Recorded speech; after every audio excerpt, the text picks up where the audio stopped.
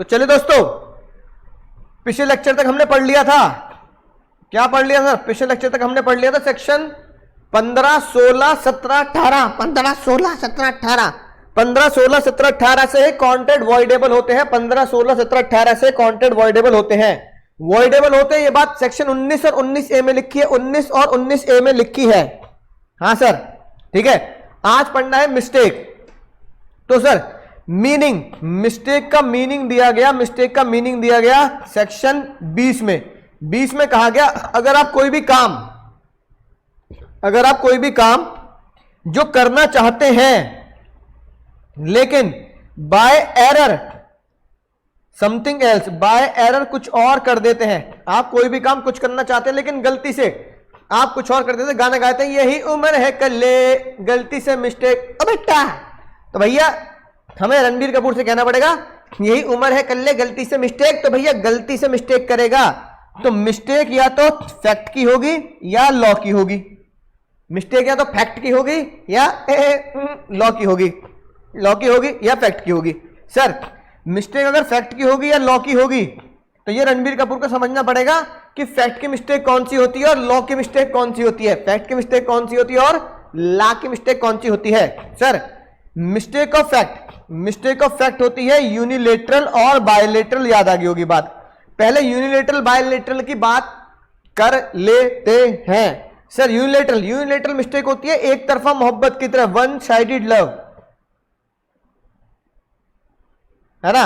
Bilateral mistake होती है दो तरफा मोहब्बत, प्यार आंख दोनों तरफ से लगी है ना, दो तरफा मोहब्बत। मुझे बताओ कौन सी मोहब्बत बढ़िया होती है? थैंक यू बालक कह रहे मजा आता आपसे पढ़ने में। Thank you Rohit. कौन सी मोहब्बत सच्ची होती है? कौन सी मोहब्बत सच्ची होती है? अबे कौन सी मोहब्बत सच्ची होती है पूछ रहा हूं, एक तरफा है दो तरफा? क्या मुन्ना, है ना। सर इश्क सच्चा वही जिसको मिलती नहीं मंजिलें। ये डायलॉग याद आया होगा, इश्क सच्चा वही जिसको मिलती नहीं मंजिलें, इश्क सच्चा वही जिसको मिलती नहीं मंजिलें। यानी कि वन साइडेड लव ही ट्रू लव होता है, वन साइडेड लव ही ट्रू लव होता है, true love, one sided love ही ट्रू लव होता है। इसलिए जज भी आज से 100 साल पहले ये मानते थे, जज भी आज से 100 साल पहले ये मानते थे। क्या मानते थे? कि यूनिलेटरल मोहब्बत, यूनिलेटरल मिस्टेक जिसमें एक बंदा ही मोहब्बत में है एक बंदा ही मिस्टेक में है, वो सदैव वैलिड रहेगी, वो सदैव वैलिड रहेगी। यानी one sided love is valid, one sided love is valid, है ना। One sided love is valid, बिल्कुल हमारी अधूरी कहानी की तरह। इश्क सच्चा वही जिसको मिलती नहीं मंजिलें, वन साइडेड लव। यानी कि जो दो तरफा मोहब्बत करते हैं उनकी मोहब्बत बिल्कुल वॉइड है। सर जो दो तरफा मोहब्बत करते हैं उनकी मोहब्बत बिल्कुल वॉइड है, क्योंकि आज मोहब्बत है कल लड़ लेंगे ब्रेकअप कर लेंगे, आज मोहब्बत है कल लड़ लेंगे ब्रेकअप कर लेंगे, आज लड़ लेंगे कल ब्रेकअप कर लेंगे, आज मोहब्बत कल लड़ाई परसों ब्रेकअप। जीवन 3 दिन का है, बस जीवन 3 दिन का है कि नहीं बात? राइट, मोहब्बत लड़ाई ब्रेकअप खेल खत्म। मैंने पहले कहा था ब्रेकअप तो होना है, ब्रेकअप तो होना है। तो इसलिए भैया जज साहब ने कहा दो तरफा मोहब्बत क्या होती है सर? वॉइड होती है। सर दो तरफा मोहब्बत क्या होती है सर? सर दो तरफा मोहब्बत वॉइड होती है। इसका मतलब क्या हुआ? इसको सेक्शन 20 पे ले आओ, इसको सेक्शन 20 पे ले आओ, नालायक को इसको 20 पे ले आओ, है ना। क्या मिस्टेक ऑफ फैक्ट में अगर यूनिलेटरल मिस्टेक है तो वैलिड, बायलेटरल मिस्टेक है तो, है ना, यूनिलेटरल मिस्टेक है तो वैलिड, बायलेटरल मिस्टेक है तो वॉइड। बिल्कुल सही। हर्ष भैया कह रहे हैं 0 प्रोबेबिलिटी है वन साइडेड लव में ब्रेकअप होने की।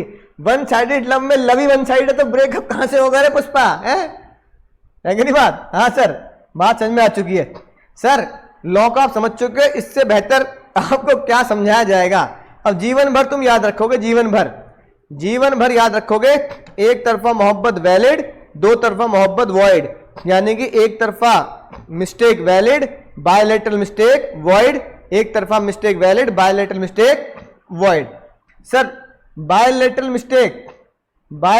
मिस्टेक सेक्शन 20, याद आ गई बात सर, है ना? बालक कह रहे मजा आ गया सर आज तो, तुम्हें महीनी मसालों में मजा आता है ना, ठीक है? एग्जाम में भाई भाई हाथ जोड़े करो, एग्जाम में लीगल लैंग्वेज लिख दियो जैसा मैंने सिखाया, बिल्कुल वैसे फॉर्मेट बना के भैया 5 हो जाना भैया, अरे मेरा मुंह से निकल गया, मेरा मुंह से निकल गया, 5 हो जाना, बस 5 हो जाना। हाँ सर, बायलैटरल मिस्टेक और यूनिलैटरल मिस्टेक। तो बायलैटरल मिस्टेक क्या होती है सर? बायलैटरल मिस्टेक होगी, दो तरफा मोहब्बत होगी, है ना? घुटनों तक बात पहुंच चुकी होगी तुम्हारे कि वॉइड होती है सर, बायलैटरल मिस्टेक, ये रही बात, है ना? ए ने बी से एग्रीमेंट किया घोड़ा खरीदेंगे, हॉर्स खरीदेंगे, और जब एग्रीमेंट हुआ हॉर्स की मृत्यु हो चुकी थी, दोनों ही मिस्टेक में थे कि वो जिंदा है, कॉन्ट्रैक्ट के टाइम पर दोनों ही मिस्टेक में थे वो कि हॉर्स जिंदा है पर वो मृत्यु हो चुकी थी। जज साहब ने बोला एग्रीमेंट इज वॉइड। बहुत बढ़िया बात कही, बहुत बढ़िया बात कही। तो सर बायलैटरल मिस्टेक के पहला तरीका क्या बना sir? Bilateral mistake as to subject matter, bilateral mistake as to subject matter, बहुत आसान है। यानी दो तरफा मोहब्बत है तो वॉइड होगी, सब्जेक्ट मैटर ढूंढेंगे। सबसे पहला जो ऊपर पड़ा वही सिंपल बात नीचे लिखी है, existence, bilateral mistake as to existence of subject matter. Existence कि भैया जिसका मैं कांटेक्ट कर रहा हूं, जिसका मैं कांटेक्ट कर रहा हूं क्या वो एग्जिस्ट करता है नहीं करता? यानी कि अगर मैं किसी इंसान को लेकर कांटेक्ट कर रहा हूं, अगर वो मृत्यु को प्राप्त हो चुका है, अल्लाह को प्यारा हो चुका है, तो कांटेक्ट क्या होगा सर?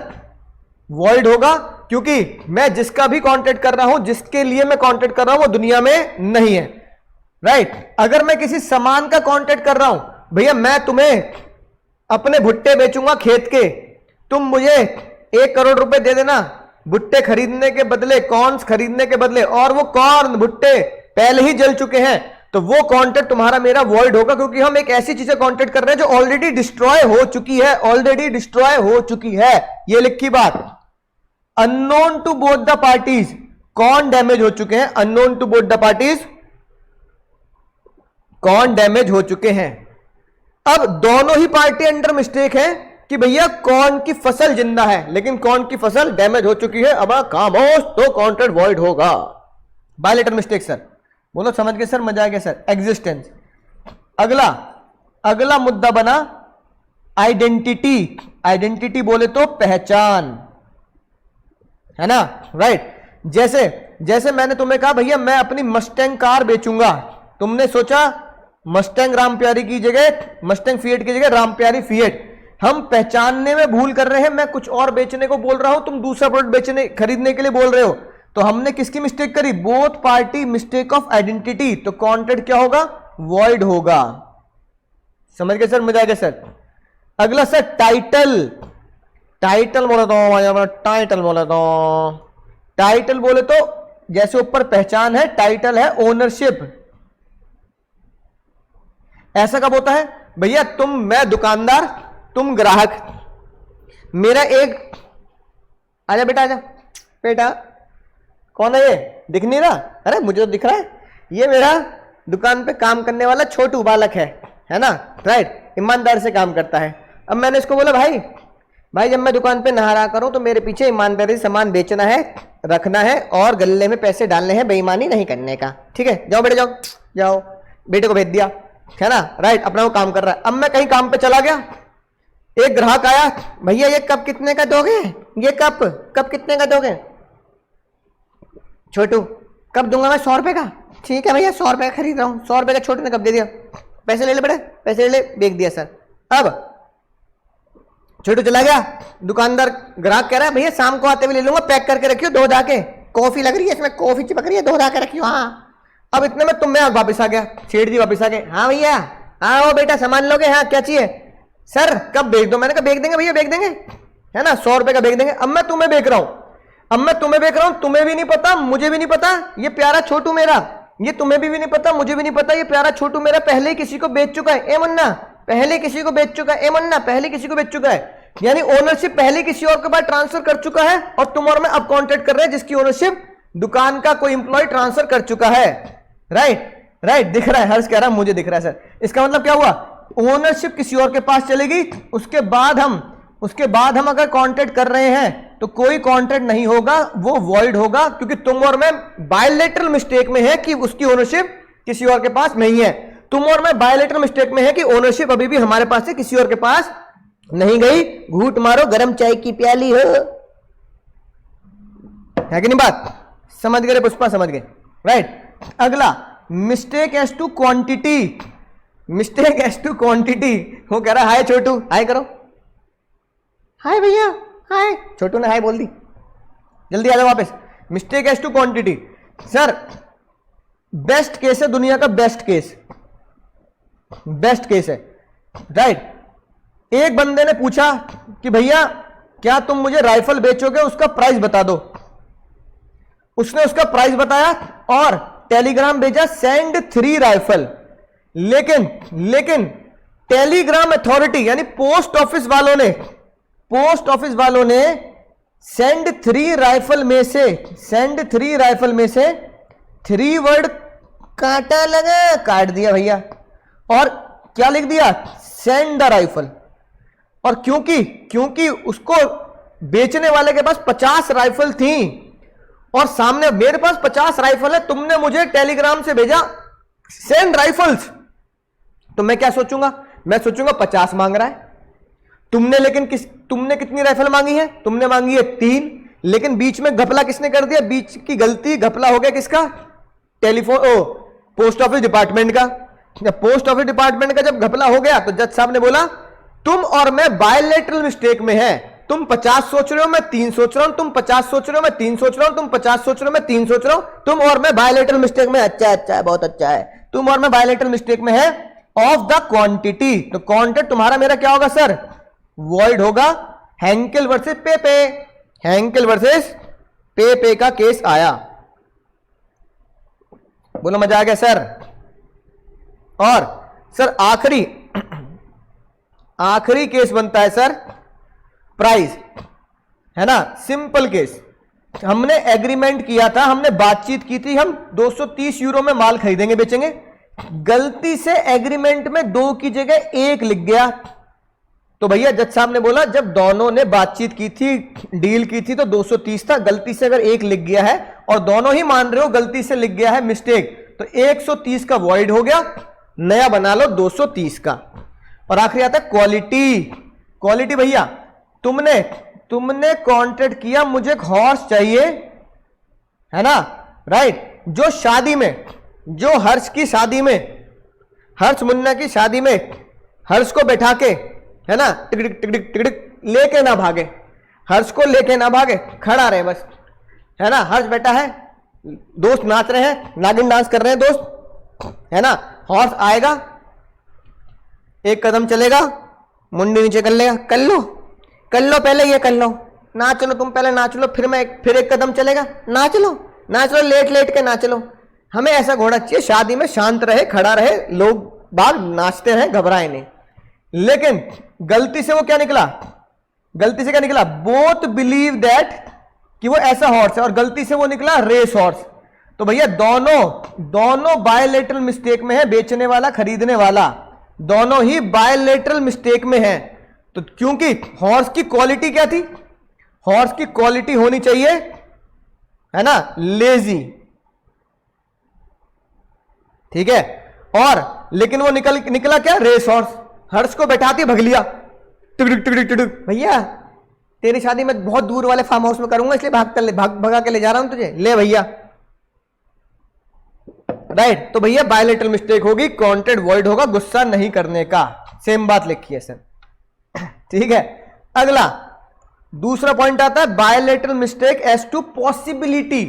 ये तो बहुत आसान है। पॉसिबिलिटी यानी कि आप क्या कॉन्ट्रैक्ट कर रहे हैं? आप बायलैटरल मिस्टेक में हैं कि फिजिकल पॉसिबिलिटी एग्जिस्ट करती है या लीगल।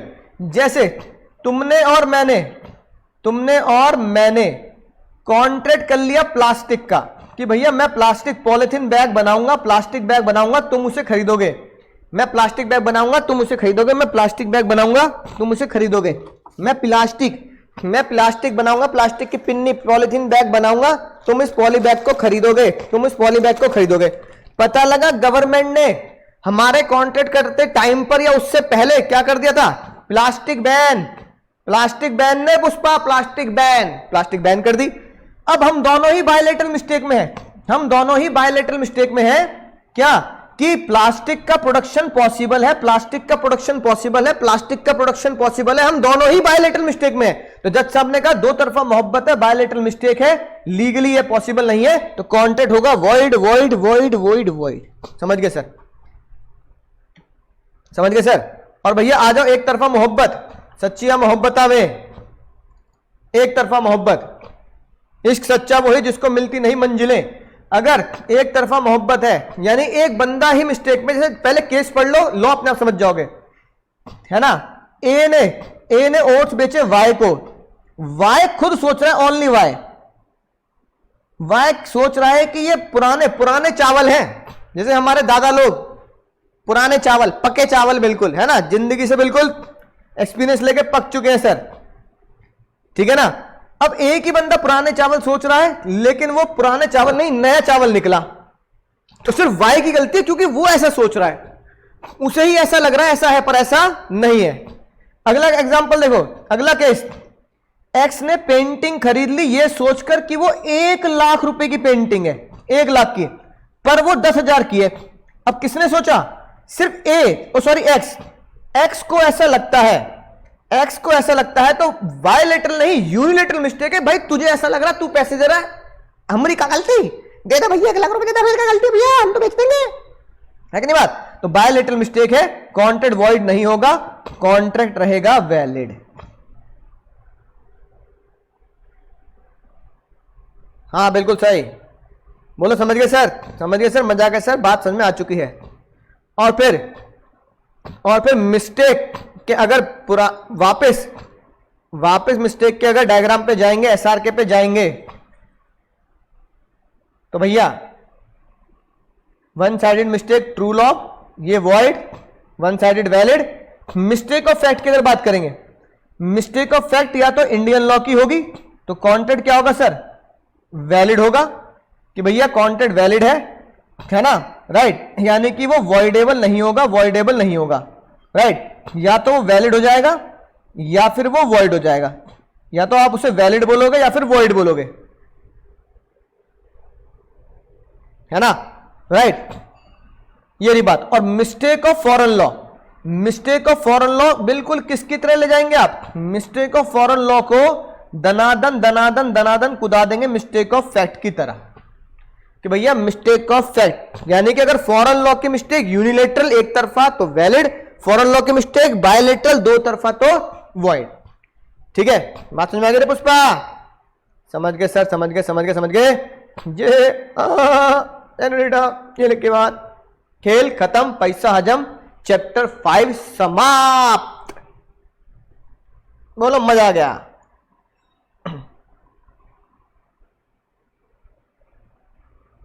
ठीक है मुन्ना, तो सेक्शन 21 मिस्टेक ऑफ लॉ 21,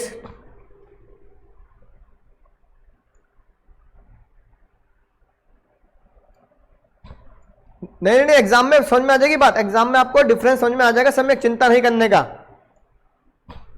है कि नहीं बात, right. Mistake of Indian law, mistake of Indian law, mistake of Indian law में लिखेंगे मिस्टेक ऑफ इंडियन लॉ, क्योंकि हम ये मानते हैं इंडिया में जितने भी इंडियंस हैं उन्हें कम से कम इंडियन लॉ के बारे में पता होना चाहिए, अपने देश के लॉ के बारे में पता होना चाहिए।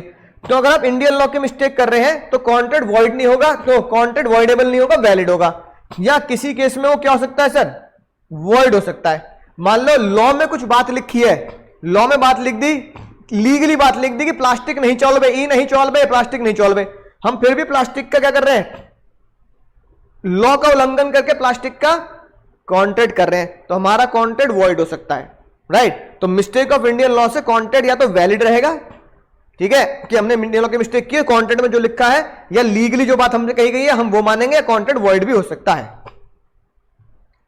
ठीक है।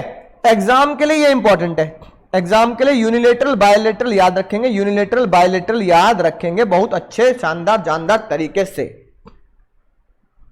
हाँ, ignorance of law is no excuse, आपको इंडियन लॉ तो पता होना चाहिए, तो है ना, या तो वो उनको हम वैलिड ही मानते हैं या फिर उसको हम किसी भी कारण की वजह से अगर काम नहीं हो पा रहा है या कानून ने मना कर दिया तो वॉइड मानना पड़ेगा।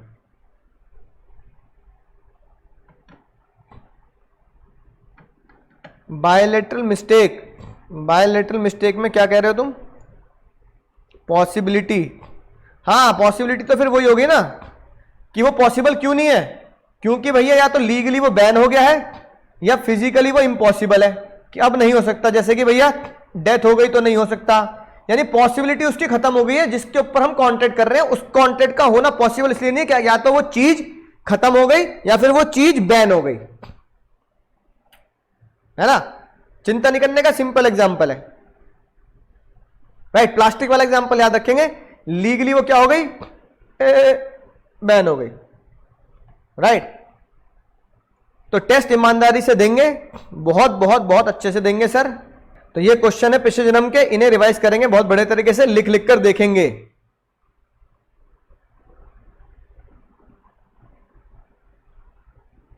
ठीक है मुन्ना, इन्हें लिखकर देखेंगे।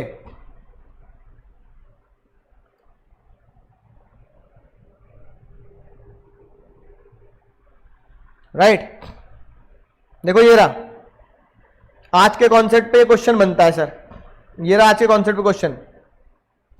X buy from paint, X ने बाय करी पेंटिंग ये सोचकर, है ना, कि वो बहुत पुरानी है, लेकिन वो मॉडर्न कॉपी निकली, तो भैया क्या मानेंगे sir? Contract is absolutely void as there is a mutual mistake of both the parties as the substance of quality, है ना। क्या लिखा है सर? Both believe. इसका पता कैसे लगेगा सर? इस वर्ड से, बोथ बिलीव, दोनों को बिलीव है ये कि पुरानी है, ठीक है। तो बायलैटरल मिस्टेक वॉइड एब इनिशियो सेक्शन 20। अगर लिखा होता ओनली एक्स बिलीव, अगर इस पे लिखा होता बोथ की जगह ओनली एक्स बिलीव, तो फिर ये यूनिलैटरल मिस्टेक होती और कॉन्ट्रैक्ट क्या होता सर? वैलिड होता। समझ गया वरना इस तरह क्वेश्चन बनेंगे आज के टॉपिक पर। दोस्तों, ये कहानी एक बाज की, एक ऐसे पक्षी की जिसे हम ईगल कहते हैं। जिस उम्र में बाकी परिंदे सिर्फ चहकना सीखते हैं, उस उम्र में एक मादा बाज अपने बच्चे को दबोचे आसमान की ऊंचाइयों तक लेके जाती है। मादा बाज उस चूजे को लगभग इतनी ऊंचाई पे लेके जाती है जहां तक एक आधुनिक जहाज भी अपनी दूरी तय करता है। इतनी ऊंचाई पर जाकर उस नन्हे से बाज को पता लगता है कि जहां पे शुरू होनी है उसकी एक ऐसी टफ ट्रेनिंग, और उसे ये बताया जाएगा कि तू किस लिए पैदा हुआ है, तेरी दुनिया क्या है, तू किस ऊंचाई पे उड़ने के लिए बना है, और तेरा धर्म है उतनी ऊंचाई पे जाना जहां बाकी पक्षी उड़ान भरने की सोच भी नहीं सकते। और फिर उसकी माँ अपने छोटे से बच्चे को अपने पंजे से छोड़ देती है, और उस छोटे से बाज को यह आभास भी नहीं होता कि उसके साथ क्या हो रहा है। कुछ किलोमीटर नीचे आते आते तक उसे ये एहसास भी नहीं होता कि वो कहाँ जा रहा है। जैसे ही वो धरती से कुछ ऊंचाई पे होता है तो उसके पंख जो उसके पेट से चिपके होते हैं धीरे धीरे खुलने लगते हैं। उसके बाद जब वो पूरे पंख खोल देता है तब भी वो थोड़ा थोड़ा फड़फड़ाना तो सीखता है, लेकिन उसे अभी उड़ना नहीं आता। और जब वो धरती के बिल्कुल करीब आ जाता है तो उसे लगता है कि वो शायद कभी उड़ नहीं पाएगा और ये उसके जीवन की अंतिम यात्रा है। फिर धरती से कुल 400-500 मीटर ही दूर उसकी माँ जो उसके बिल्कुल ऊपर चिपक के उड़ रही होती है अपने पंखों में दबोच लेती है और उसको ऊपर ऊंचाई पे ले जाती है। और उसे बात समझ में आती है कि हाँ, एक माँ ही है जो अपने बच्चे को अपनी जान से भी ज़्यादा प्यार करती है। ये उसकी ट्रेनिंग उसकी माँ उसके साथ डील करती है, रोज़ उसे उड़ना सिखाती है। और ये ट्रेनिंग बिल्कुल उस योद्धा की तरह होती है, उस लड़ाई करने वाले एक वॉरियर की तरह होती है जो बिल्कुल पोरस की तरह होता है, जिसने युद्ध में लगभग अलेक्जेंडर को भी मात दे दी थी। तब जाकर दुनिया को एक बाज मिलता है जो अपने वजन के 10 गुना ज़्यादा प्राणी का भी शिकार कर सकता है। तो दोस्तों एक बात याद रखना, बाज के बच्चे मुंडेर पर नहीं उड़ते। जी हाँ, बाज के बच्चे मुंडेर पर नहीं उड़ते। बेशक आप खुद को अपने घर वालों से, अपने माँ बाप से चिपकाए रखें, ठीक है, क्योंकि वो हमें मुश्किल में जीना सिखाते हैं, मुश्किल में लड़ना सिखाते हैं, लेकिन उससे भी ज़्यादा आवश्यक चीज़ है कि आप संघर्ष करना सीखें, दुनिया से लड़ना सीखें, अपने खुद के अस्तित्व को बनाने के लिए रोज संघर्ष करना सीखें। हम जब भी देखते हैं तो हम हमेशा एक संघर्ष करे हुए व्यक्ति के टॉप लेवल पे पहुंचने की, उसके स्टारडम को देखते हैं, उसके स्टारडम को जानते हैं, लेकिन उसके संघर्ष को नहीं जानते। तो उनके स्टार बनने की कहानी के साथ साथ उसके संघर्ष की भी कहानी को पढ़ें।